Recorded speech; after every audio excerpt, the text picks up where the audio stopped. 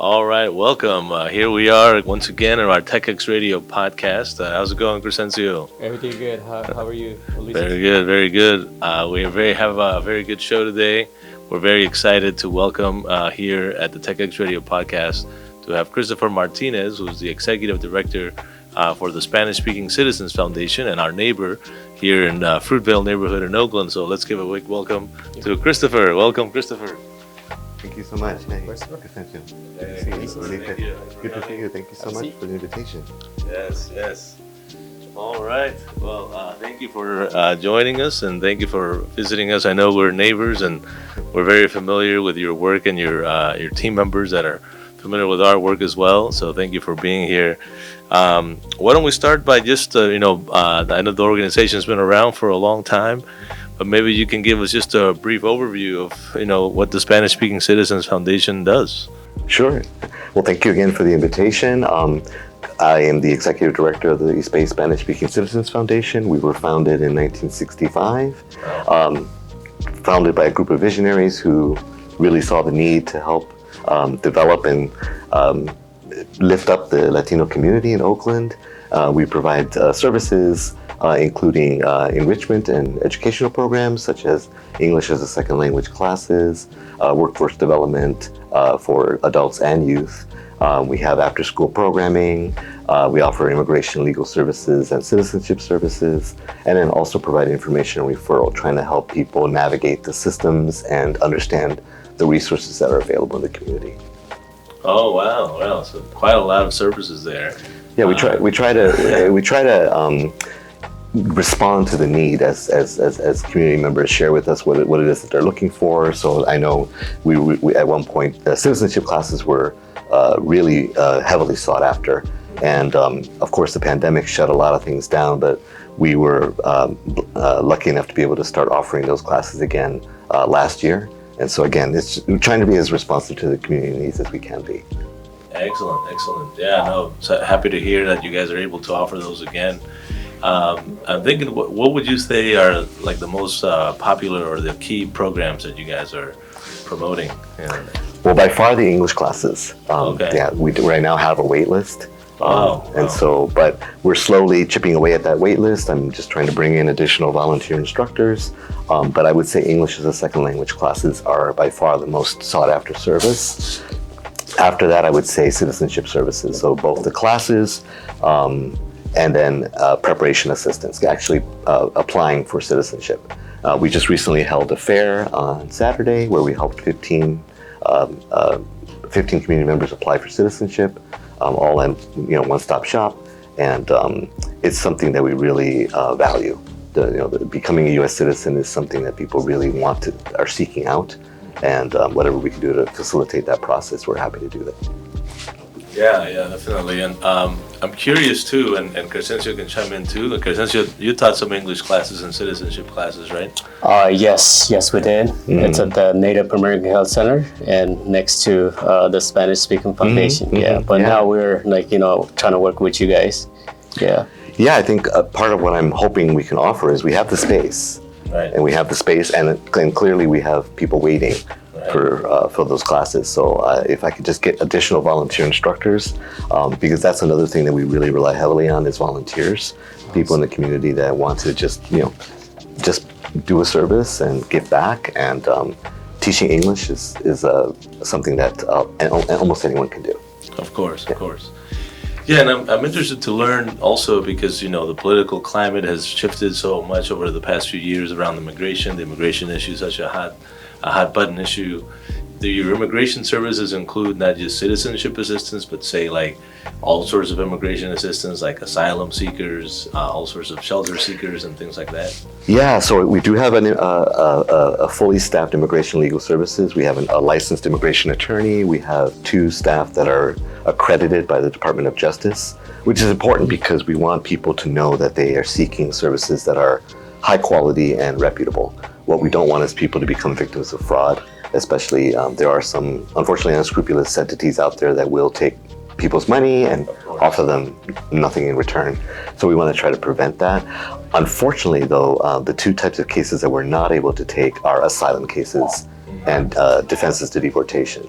We just don't have the capacity for those types of cases. But we can assist with petitions for family members, green card applications, renewals of work permits. We're doing DACA renewals, and also some U visa cases. Those are visas that are offered to people who are victims of crime. And we do try to provide folks with a consultation, at least to orient them on what immigration remedy might be available for them. And that way they are, again, assured that they have the correct information and are not going to be taken advantage of somewhere else.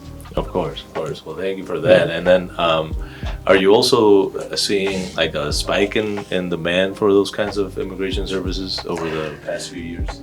We have, and you know, as I said, we don't have the capacity for asylum and defenses to deportation, and that's where we've seen the biggest spike. So there's such a tremendous need. The hope is that, and we could talk about this a little bit later as far as like what I'm hoping for the future of the foundation, but the hope is that we can offer those types of services in the future, because it is just such a high demand need, and there are not a lot of providers out there, and the attorneys that are out there doing the work, which is great work they're doing, but they're charging. And of course they have to charge, you know, and that it can be out of reach for a lot of families. Right, and then your services are free to the community members? All of our services are free except for immigration legal services. We do charge a fee, but it's a nominal fee. It's a nominal fee because we are a recognized entity by the Department of Justice, and we have to charge nominal fees. So we can't overcharge people, but we do charge a fee. Great. Well, I commend you for that, and your history also. 1965, you said? 1965, yeah. We'll be celebrating 60 years next year. So we're already kind of starting the preparations of a celebratory gala, and I really would love the community to be involved in it, because I really feel what's important for me is to let everyone know that this is their center. This is a center for the community, and so whatever we decide to do, whatever gala or whatever event, I would like for it to be led by the people we serve, by the students. They can share with us kind of what they would like to see. And it's right on Fruitvale, right? Yep, we're at 1470 Fruitvale Avenue, so we're right at the corner of Fruitvale and International, just 4 short blocks away from BART. Very accessible to public transit, and we'd love to see people there. Excellent.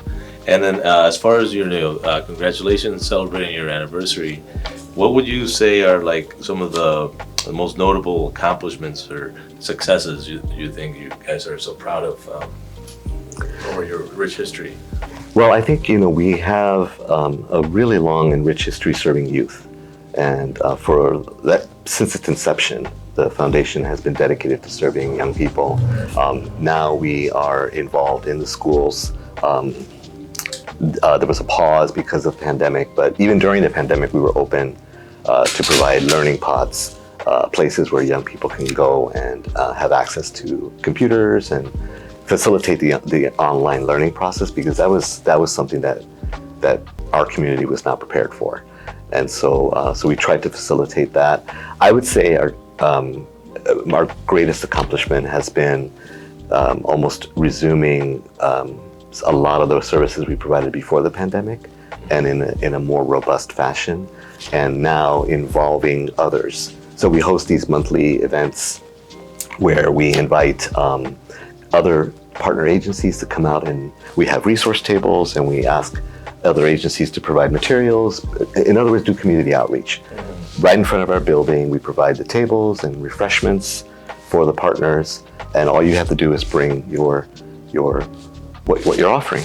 And so of course Tech Exchange is more than welcome to join us, and I'll be sure to add you to the invite list.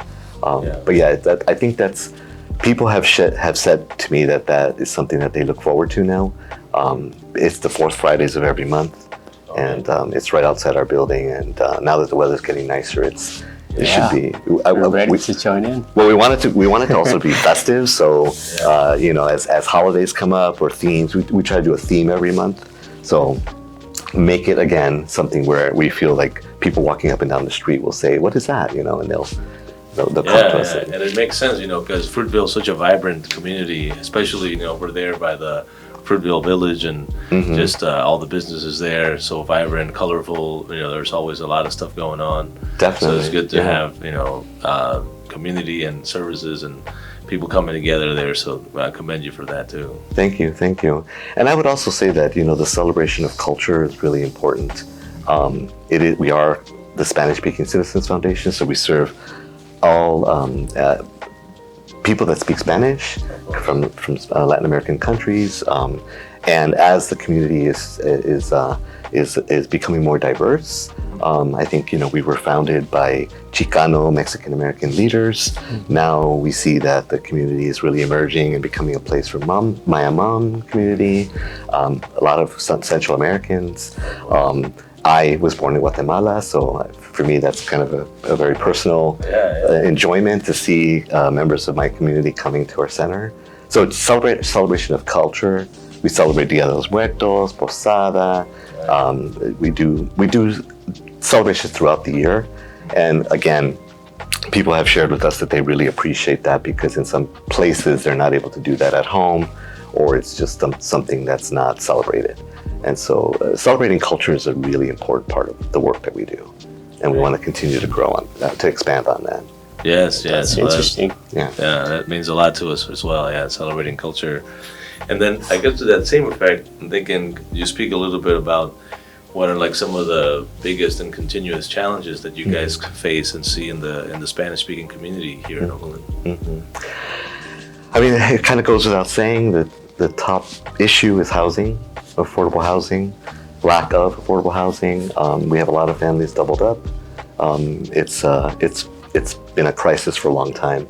So even though we don't offer that service, we do get a lot of requests for housing assistance.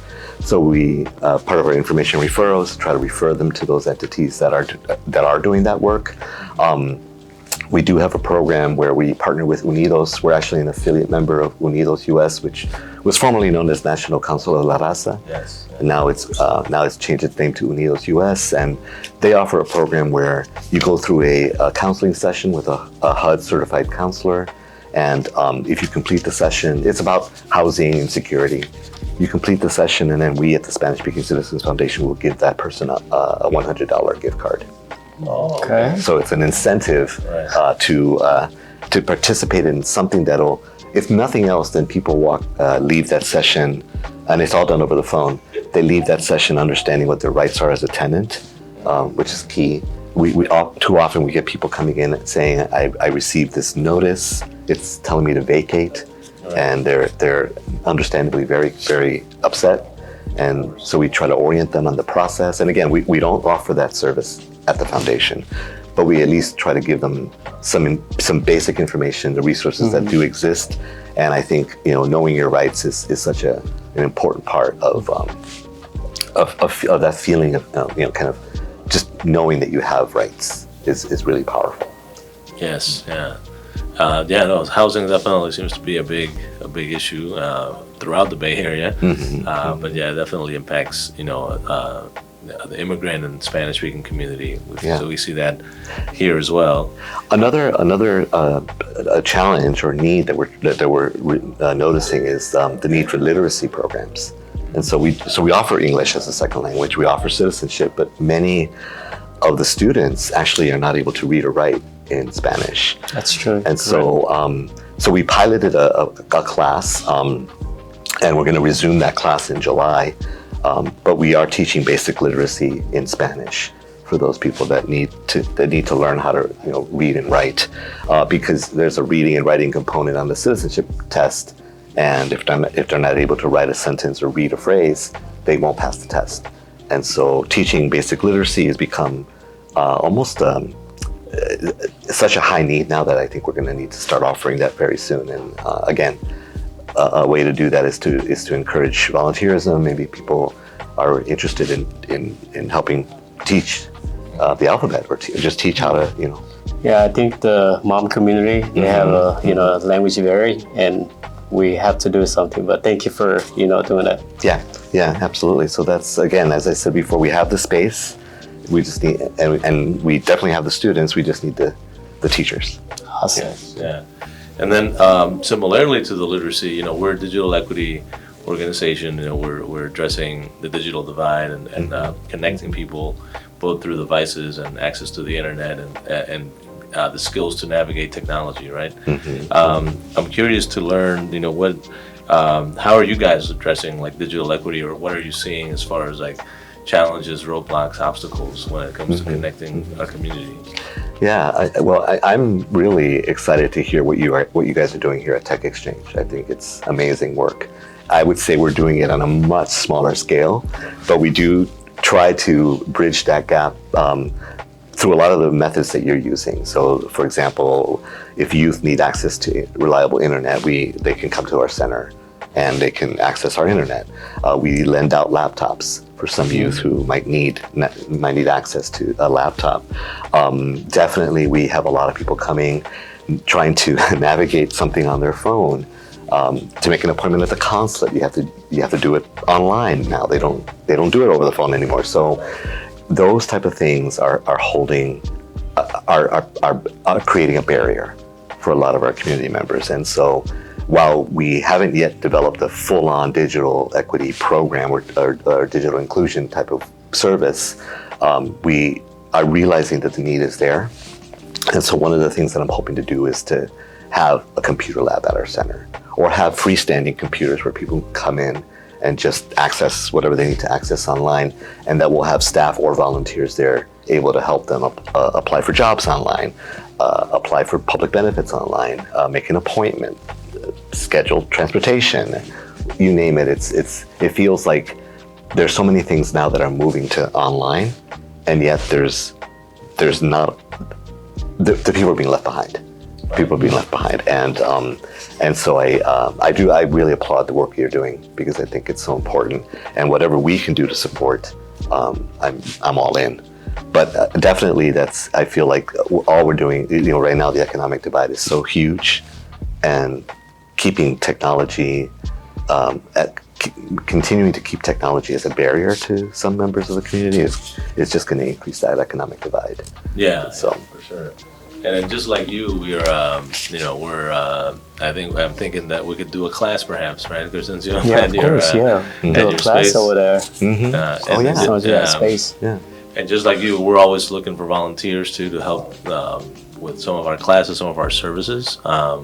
So we're eager to explore that with you, and I'm sure we'll reach out about what could be done in the near future there as far as classes and devices and so on for your site there. Definitely. Yeah, and especially for the Spanish speaking and mom speaking, I'm the only one who working with them, so probably you can host a class over there. Yeah, that would be amazing. Chris actually did a mom class here. Oh, did he? Oh, yeah, it's like 30 people show up. Oh, so wow. That was like, after all, successful class was good. That's great. That's great. Yeah, no, I mean, again, that's if we could do something like that at the foundation, I'm down for it. And we're making some agreements over here. Yeah, we're happy to host you. And I think another thing is, as we talk about digital equity, we know that in an ideal world, that means that everybody has reliable internet, affordable internet, access to technology or equipment that's reliable.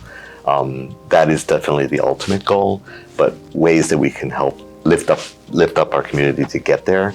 I'm also all down for any type of advocacy or policy or anything that we can do at the city, state, or local, at the local or state level, or even the federal level, to ensure that that digital equity actually becomes a reality. Of course, yes, yeah. And then I guess if you could share with us what are your future goals, just to kind of close out for the coming years for the foundation. Yeah, well, so since we're celebrating 60 years next year, my hope is that we can develop a plan for the next 60 years. I won't be around, but that's okay. But whoever is in my place, it can kind of carry that forward. But I think that having a computer lab, expanding our educational and enrichment programs, so really building on the ESL classes, literacy classes, maybe even having classes that just can help people develop their writing skills, citizenship services, expand on those to offer actual civics instruction, history, U.S. history, and civic engagement opportunities, like really encouraging our community to volunteer, to, for them to give back, and I know they will. They just need to know how. And as I said before, really building on our immigration legal services, really expanding on that to serve people seeking asylum, and also unaccompanied minors, because that's another huge need. I would love to be able to offer some type of a sports component to the work, because I think we're seeing so many young people come in asking for, do you guys offer any kind of soccer, football, or anything like that? So I think offering those things. If you look at our history, we had a baseball team, we had a basketball team. We offered all different types of different extracurricular activities for youth. Youth have been asking for art and dance classes. So again, as I said before, responding to the needs of the community, but building on that, just having this kind of full scope, full offering at the center, and then really transforming the center into a community space. So that if people want to host classes, or if they want to do a workshop, we just recently partnered with 3 Level Health Project, and they held a mobile clinic at our site. So we're not a health center, but we opened up the space and they turned it into a health center. So yeah, so it's really just about that. I really want it to be a community space. Right. Awesome. So how do people can get involved or contact you guys to support your mission? Yeah, so what we would love is volunteers. I mean, we can't do the work without the support of really dedicated people in the community helping others. So to volunteer, just visit our website. We have some volunteer opportunities listed there. You can also send us an email. It's really easy, volunteer@sscf.org. Or you can follow us on social media. We try to post some opportunities on social media. We're on Instagram, Facebook. And I have allowed the youth to start a TikTok page, so we are on TikTok. TikTok. Yeah, I wasn't completely. I gotta admit, I wasn't totally sold on the idea, but once I saw the videos they put together, now I'm sold. So we'll do it as long as it's available. But I think those are the ways that people can support us, or just come and see us. 1470 Fruitvale Avenue in Oakland. 4 blocks away from the Fruitvale BART station, and or give us a call, 510-261-7839. Is it working, Luis? Yeah, it seems to be working. Yeah, okay. Very good, very good. All right, cool. Well, thank you, Christopher, for coming. Appreciate you guys, and keep up the great work. And I'm sure we'll be collaborating soon. And un saludo para todos ahí en la fundación. Muchísimas gracias. Thank you so much. Thank you.